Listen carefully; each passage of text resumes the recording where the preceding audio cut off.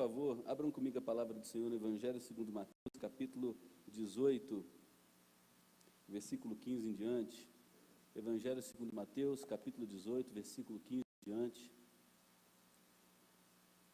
Provavelmente eu trarei uma das mensagens mais difíceis para a igreja ouvir, e eu tenho certeza que essa mensagem só poderá ser compreendida se Deus der ouvidos espirituais, principalmente nessa cultura chamada de pós-moderna que a gente está, e essa cultura diz que o ser humano tem que ter a sua individualidade e a sua liberdade preservados a qualquer custo.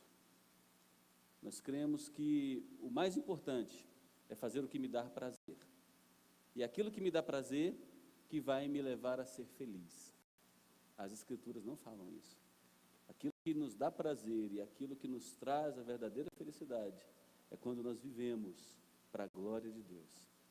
Mateus capítulo 18, verso 15 em diante, Jesus fala sobre como resolver relacionamentos em conflito, como lidar com alguém culpado, alguém que transgrediu, alguém que errou.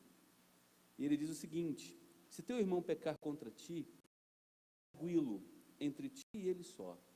Se ele te ouvir, ganhaste a teu irmão. Por sermos pessoas pecadoras, num mundo em pecado, sob a maldição da queda, é inevitável que nós experimentemos problemas de relacionamento com os outros. É inevitável. Dentro da igreja, no trabalho, na sala de aula, sempre tem aquela pessoa que a gente julga insuportável. E provavelmente outras pessoas também nos julgarão ou a insuportável. É muito comum que nós estabeleçamos pré-julgamento das pessoas. Nós já as condenemos no coração, porque ela não se enquadra dentro do nosso padrão, dentro da nossa visão de mundo, daquilo que a gente acha que a pessoa deve andar. Se alguém pecar contra você, Jesus diz, você não pode levar o seu problema adiante, porque você vai montar partidos, facções, e essas pessoas, assim como você, muito provavelmente assassinarão essa pessoa em seu coração. É por isso que, se alguém pecar contra você, a única maneira de resolver, e a maneira mais simples, dá uma ligadinha, vai até a casa, marca o encontro e diz, nós temos um problema, olho a olho, vamos resolver pacificamente, amorosamente, pacientemente. Se a gente agisse assim, mais de 90% dos nossos conflitos seriam resolvidos.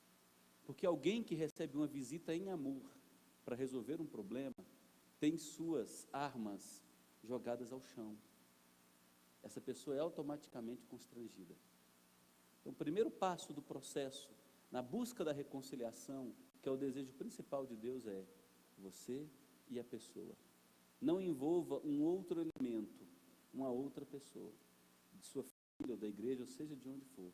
Resolva o seu problema com quem você tiver que resolver, olhando nos olhos. Você foi, conversou, tentou resolver, não deu certo, Jesus dá a segunda etapa do processo, que está no versículo 16. Se, porém, não te ouvir, veja que houve uma tentativa, essa tentativa não obteve êxito. Se, porém, não te ouvir, toma ainda contigo uma ou duas pessoas, para que pelo depoimento de 2 ou 3 testemunhas, toda a palavra se estabeleça. Segunda parte desse processo na busca da restauração dos relacionamentos. Chame 2 pessoas maduras, 2 ou 3 pessoas.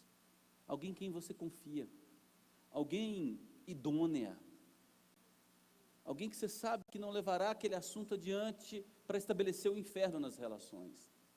Leve até a pessoa que te ofendeu ou com quem você tem problema nos relacionamentos. E diga, olha, eu estou aqui porque eu quero resolver o nosso problema.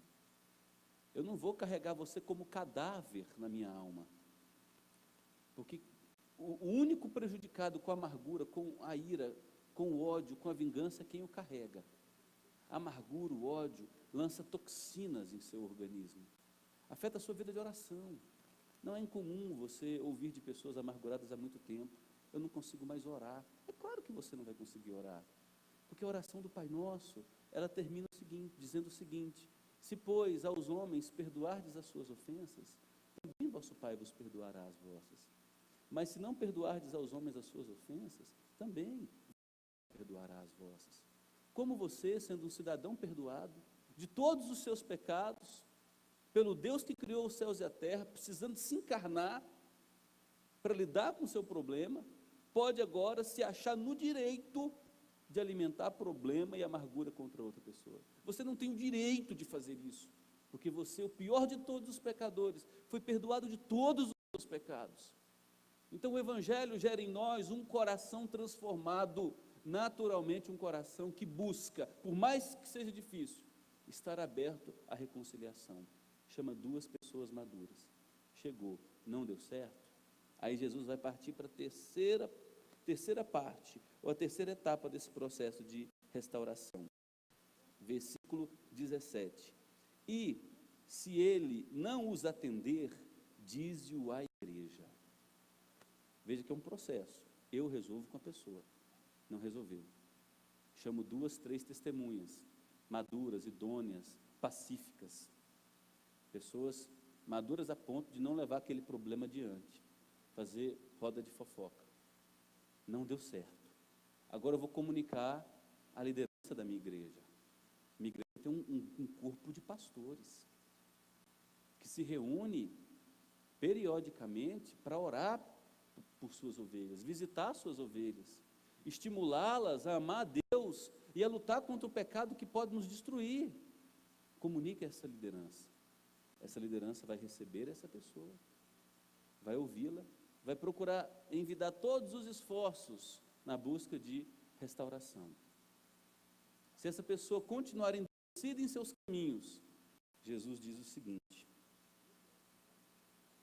e se recusar ouvir também a igreja, considera-o como gentio e publicano. Não é gentio ou publicano. Jesus soma o argumento. Gentio e publicano. Não é um ou outro, são os dois. Você conversou, não resolveu. Levou 2 testemunhas, não resolveu. Comunicou a liderança de sua igreja, não resolveu. Permanece endurecido em seu caminho. Permanece andando por uma estrada de morte. A cerviz dura. A liderança da igreja, reunir-se-á com a igreja, dirá todo o processo que percorreu, respeitando esse princípio de Mateus 18, verso 15 em diante, e essa pessoa, como Jesus diz, será excomungada, sofrerá a pior de todas as consequências de seu pecado, a excomunhão da igreja de Jesus Cristo. Gentio era um grupo de pessoas do primeiro século proibidos de entrar no templo. Eles eram considerados impuros. Publicano era judeu, considerado traidor de seu próprio povo, bandeou para o lado do Império Romano, que era o opressor, mas era judeu, havia traído seu povo e era considerado publicano, um apóstata, um traidor, gente mau caráter. É para considerar a pessoa que teve todo esse processo de caminhada, gentia, que significa ímpia, pagã, e é para considerar essa pessoa excomungada, publicana, apóstata, traidora. A palavra de Jesus é muito séria. Ele vai dizer no versículo 18, em verdade vos digo, que tudo que ligardes na terra, terá sido ligado nos céus. Em verdade, e tudo que desligardes na terra, terá sido desligado nos céus. Se esse processo for obedecido com temor, tremor, prudência, oração, buscando todos os esforços para a restauração do irmão, e ainda assim permaneceu endurecido, o que a igreja faz é confirmado no céu. É terrível isso. Se é desligado aqui, Jesus está dizendo, é desligado lá. Se é ligado aqui, é ligado lá. Em verdade, também vos digo que, se 2 dentre vós sobre a terra concordarem a respeito de qualquer coisa que porventura pedirem, ser-lhes-á concedida por meu Pai que está nos céus. Porque onde estiverem 2 ou 3 reunidos em meu nome, ali estou no meio deles. A gente usa esse versículo tirando ele do contexto. Ah, tem só 2 pessoas aqui, então está acontecendo um culto, né? Onde tiver 2 ou mais reunidos, ali Jesus está. Esse versículo está dentro de um outro contexto, não fala sobre culto, fala sobre disciplina. A pessoa foi trazida à igreja, seus pecados foi evidenciado à igreja, e agora ela está sendo desligada aqui, e o que é feito aqui é feito no céu.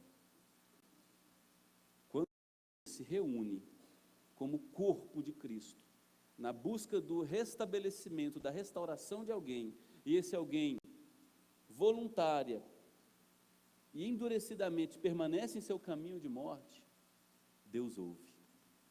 Tudo que 2 ou mais têm em meu nome, Deus concede. É o contexto de disciplina. Quero pedir que você abra lá em 1 Coríntios, capítulo 5, por favor. Eu estou expondo esses textos rapidamente, porque a gente tem que responder uma pergunta.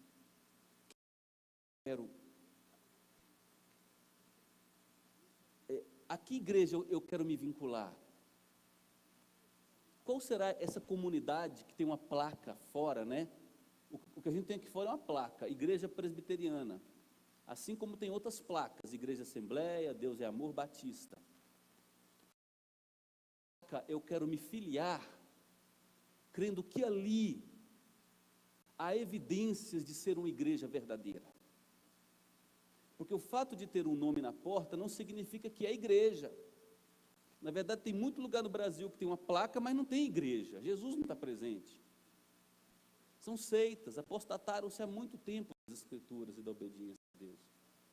Por que eu estou tendo cuidado de trazer isso? Porque a Bíblia nos diz que para você saber se uma igreja é verdadeira ou não, ela precisa ter alguns pilares de sustentação. O primeiro pilar é a pregação do Evangelho. Eu não posso chamar a atenção para mim. Eu tenho que chamar a atenção para o texto bíblico. Eu não posso ler um versículo e contar um monte de história e fazer piadinha aqui no púlpito. Eu tenho que ensinar as Escrituras, porque é a Bíblia que nutre, que nos convence e nos dá crescimento. Primeiro pilar de uma igreja, ela se esforça para pregar a Bíblia, como ela é, em sua simplicidade. Segundo pilar de uma igreja, ela administra os sacramentos, claramente deixados por Jesus Cristo. Ela batiza aqueles que se converteram e ela celebra a ceia do Senhor. Antes de Jesus subir aos céus, ele disse à sua igreja: indo, portanto, fazei discípulos de todas as nações, batizando-os em nome do Pai, do Filho e do Espírito Santo. É um sacramento. Jesus também estabelece a ceia como sacramento. Antes de ser traído, ele parte o pão e o cálice e dá a seus discípulos e diz: fazei isto em memória de mim. Obedece os sacramentos. O terceiro pilar de uma igreja bíblica é o exercimento, por mais doloroso que isso seja, da disciplina espiritual ou da disciplina eclesiástica. Uma marca tão ausente nos nossos dias, que valoriza tanto a individualidade. Eu estou aqui domingo à noite, mas de segunda a sábado eu vivo como eu quero. Eu não presto contas a ninguém. Só que no dia que nós nos batizamos e professamos nossa fé, nós nos comprometemos a honrar a palavra de Deus, a zelar por nosso testemunho e a sermos submissos à liderança da igreja, enquanto esta liderança permanecer fiel às Escrituras. Então, uma marca, um pilar de uma igreja bíblica, ela chama o pecado como ele é, pecado, dá nome aos bois. E a igreja de Corinto, na primeira carta, o capítulo 5, estava enfrentando um problema. Uma igreja que tinha muita gente com alto poder aquisitivo, uma igreja com vários dons espirituais, era uma igreja próspera na manifestação de dons espirituais. Todo mundo falava em línguas, era um negócio, era até desorganizado o culto, e Paulo precisa matizar sobre isso. E era uma igreja que era arrogante demais. Não condenava mais o pecado. Não chamava pecado de pecado. O importante era eu evidenciar êxtase espiritual, que diria alguma coisa da minha relação com Deus. A maneira como eu vivo no dia a dia não é importante para ninguém. E aí Paulo escreve o capítulo 5 para tratar desse problema. Olha o que ele vai dizer. Geralmente se ouve que há entre vós, olha o nome que Paulo vai usar, imoralidade. Imoralidade aqui no original é uma palavra relacionada a toda forma de pecado sexual. Há imoralidade tal como nem mesmo entre os gentios, nem mesmo nesse mundão cheio de sodomia, de sujeira, a gente vê o que está acontecendo dentro da igreja. É isso que Paulo está dizendo. E aí ele vai deixar claro que tipo de pecado é. Haver quem se atreva a possuir a mulher do próprio pai. Eu quero crer que não é a mãe desse rapaz. Não é possível. Não é possível. Mas o que Paulo está dizendo é que tem um menino que está dormindo com a mulher do pai. A igreja sabe. E não toma providência. Olha o que ele diz no versículo 2. E contudo andais vós ensoberbecidos, e não chegastes a lamentar, para que fosse tirado do vosso meio quem tamanho ultraje praticou. Paulo diz, eu estou impressionado, vocês estão tranquilos, confortáveis, como se não estivesse acontecendo nada. E aí no versículo 3 ele vai dizer, eu, ainda que ausente em pessoa, Paulo estava em outra cidade, Paulo estava preso, ainda que ausente em pessoa, mas presente em espírito, eu recebi a notícia desse negócio e o meu espírito está com vocês. Já sentenciei, como se estivesse presente com vocês, que o autor de tal infâmia é o Senhor Jesus, reunidos vós e o meu espírito, com o poder de Jesus nosso Senhor, entregue a Satanás para a destruição da carne, a fim de que o espírito seja salvo no dia do Senhor Jesus. Paulo aqui diz o que ele faria se estivesse na igreja. Eu reuniria a liderança da igreja e diria, não há arrependimento, está endurecido, é um pecado público, há uma coisa a se fazer.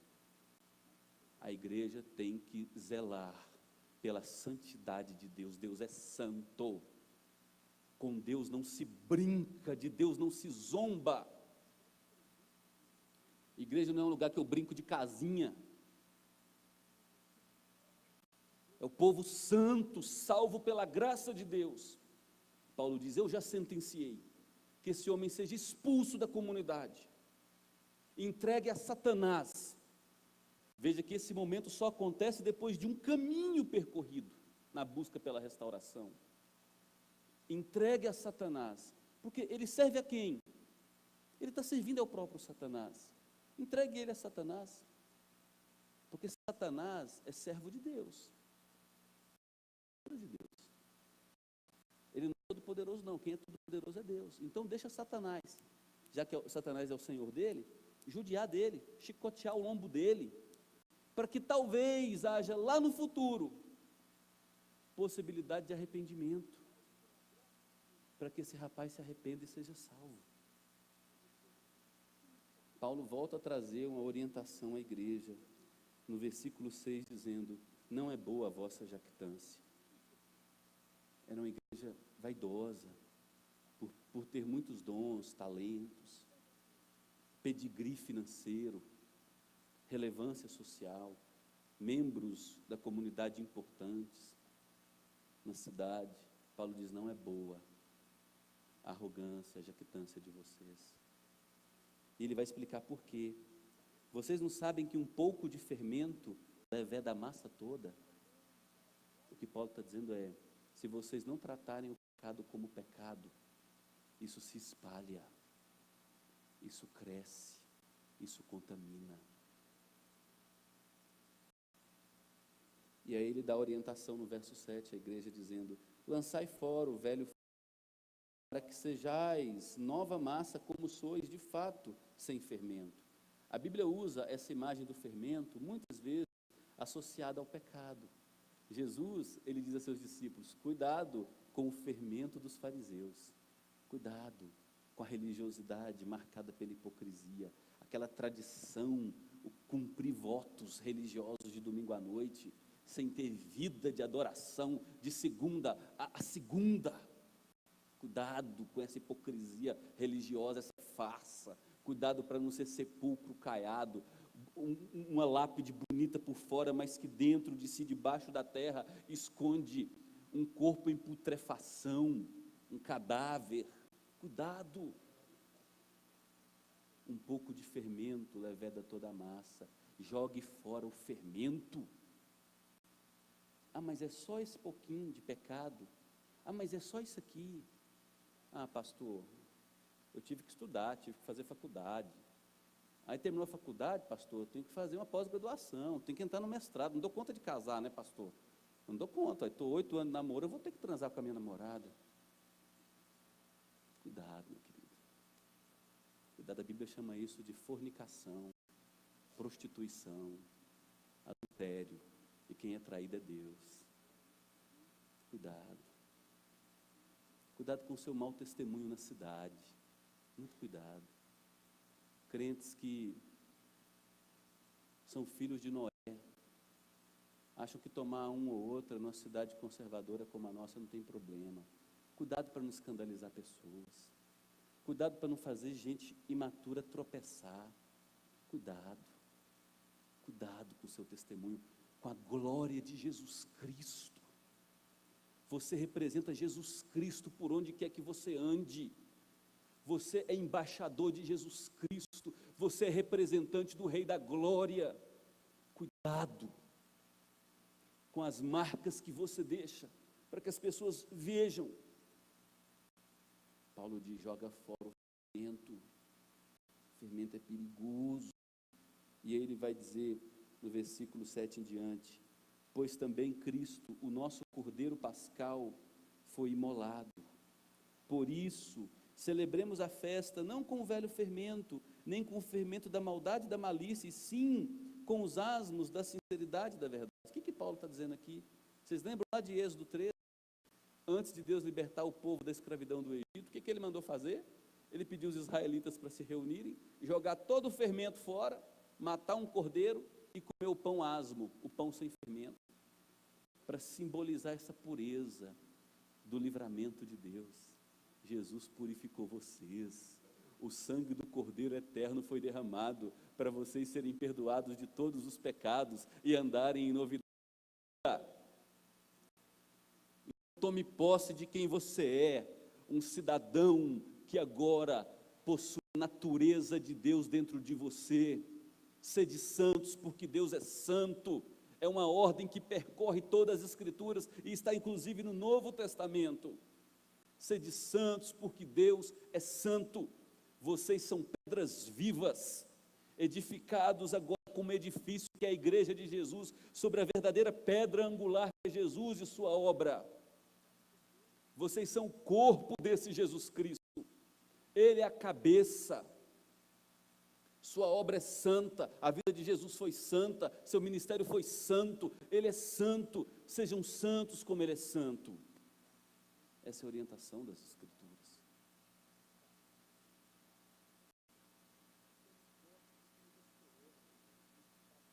Hebreus, vou terminar aqui, capítulo 12, versículo 4 em diante, Hebreus 12, verso 4 em diante.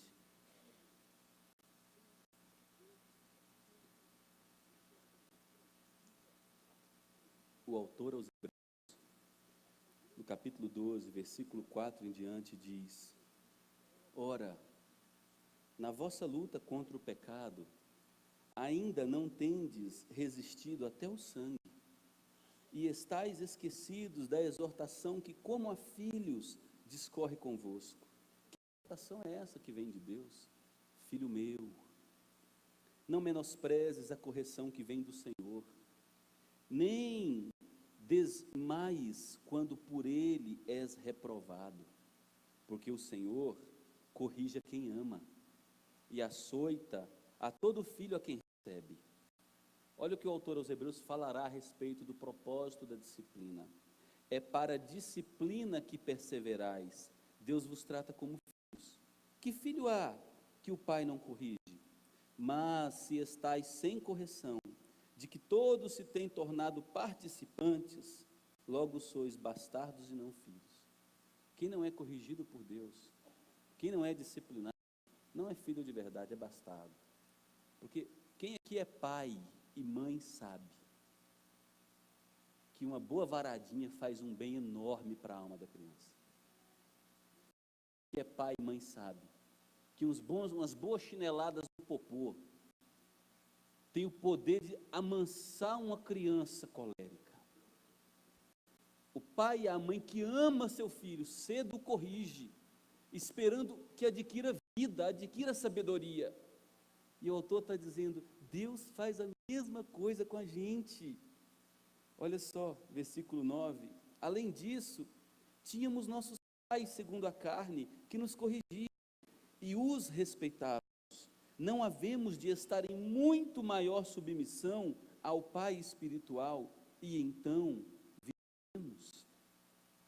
Pois nossos pais, segundo a carne, meu pai, seu pai, minha mãe, sua mãe, nos corrigiam por pouco tempo, segundo melhor lhes parecia. Deus, porém, nos disciplina.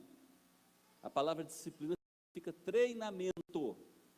Deus, porém, nos disciplina para aproveitamento, a fim de sermos participantes da sua santidade. Toda disciplina, isso aqui é tão claro, quando está acontecendo, no momento, não parece ser motivo de alegria, mas de tristeza. Mas depois, ele vai dizer, produz fruto pacífico aos que têm sido por ela exercitados, fruto de justiça.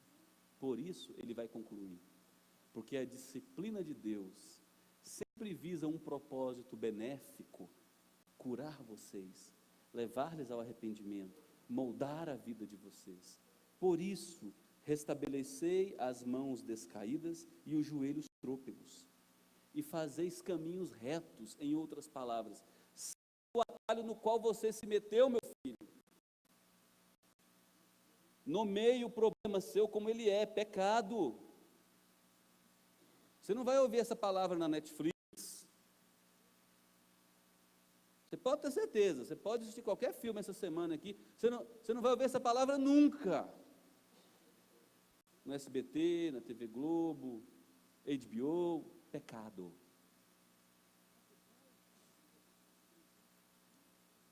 Fazei caminhos retos pelos pés, para que não se extravie o que é manco, antes seja curado. A disciplina tem um propósito, em primeiro lugar, de restauração. Ela nunca visa a exposição de ninguém. Antes, ela objetiva que aquela pessoa alcance o arrependimento e volte a andar como devia ter sempre andado, com Deus e sua palavra. A disciplina tem um aspecto evangelístico. Eu sei que os nossos convidados dessa noite, e nós temos muitos, foram trazidos aqui por um propósito de Deus. Nessa noite, vocês estão ouvindo que aqui é uma comunidade que procura amar a Jesus Cristo, ter zelo por seu nome, zelo por sua palavra. Vocês estão ouvindo que o mundo jaz no maligno e de que nós fomos o povo transformado pela graça para reproduzir o caráter santo de Deus, a única fonte da verdadeira salvação e alegria, o único caminho para a verdadeira felicidade. A disciplina é evangelística. A disciplina revela amor, porque o pai que ama o filho, cedo o disciplina.